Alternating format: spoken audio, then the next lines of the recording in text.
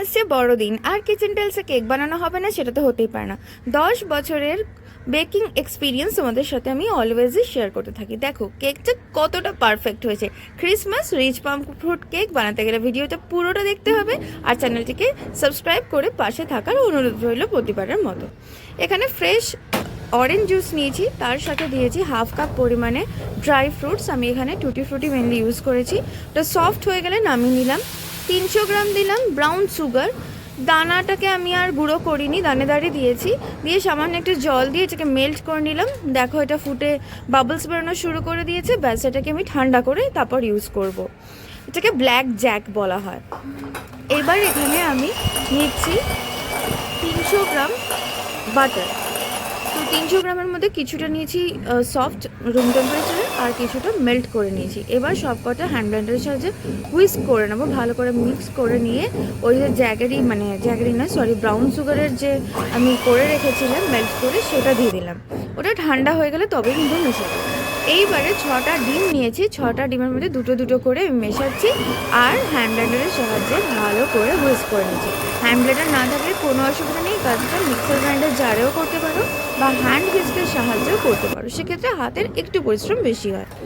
এখানে আমি দিয়ে দিলাম 1 টিস্পুন মিক্সড ফ্রুট এসেন্স বা ভ্যানিলা এসেন্সও তোমরা দিতে পারো। ভালো করে মিক্স করে নাও। ওয়েট ইনগ্রিডিয়েন্ট রেডি হয়ে গেছে। বা ড্রাই ইনগ্রিডিয়েন্টের জন্য 300 গ্রাম ময়দার সাথে 1 টিস্পুন দিয়ে দিলাম, মানে 1.5 টিস্পুন দিলাম বেকিং পাউডার।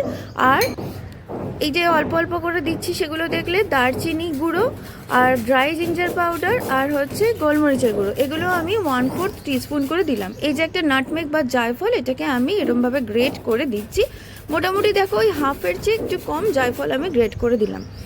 এই রিচ পাম ফ্রুট কেক বা ক্রিসমাস কেকে একটু স্পাইস মিক্স অলওয়েজ দেওয়া হয়, আর সেটার জন্যই কেকটা বাকি কেকের থেকে অন্যরকম হয়ে যায়। এবার অর্ধেক অর্ধেক করে ময়দা আর বেকিং পাউডার আর যে ড্রাই স্পাইসের মিক্সটাকে আমি চেলে এইভাবে মেশাবো।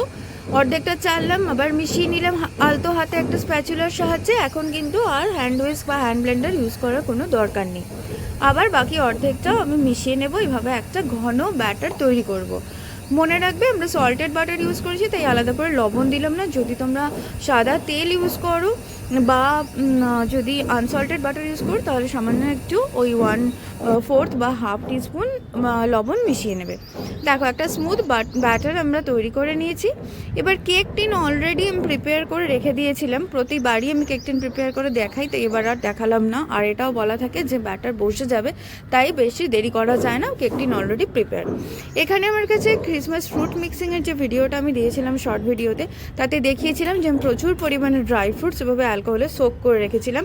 আর প্রথমে আমি যে দেখালাম যে অরেঞ্জ জুসে কিভাবে সোক করাতে হয়, সেটাও তোমাদেরকে দেখিয়ে দিলাম ফুটিয়ে নিয়ে। যেন দুরকমই আমি একভাবেই একরকম দিয়েই করতে পারতাম, কিন্তু আমি দুটো তোমাদেরকে দেখাবো বলে দুরকমই দেখিয়ে দিলাম, কারণ অনেকে অ্যালকোহল পছন্দ করে না, তারা ভিজিয়ে রাখেন না। তো তারা কি করে অরেঞ্জ জুসে ফুটিয়ে নিয়ে করবেন সেটা আমি দেখিয়ে দিলাম। এবার সব কটা জিনিস ভালো করে ফোল্ড করে নিলাম। আবার কেক টিনে পোর করার পর ওপর থেকে দেখো আরও বেশ কিছুটা আমি ড্রাই ফ্রুটস আর কাজু দিয়ে দিচ্ছি।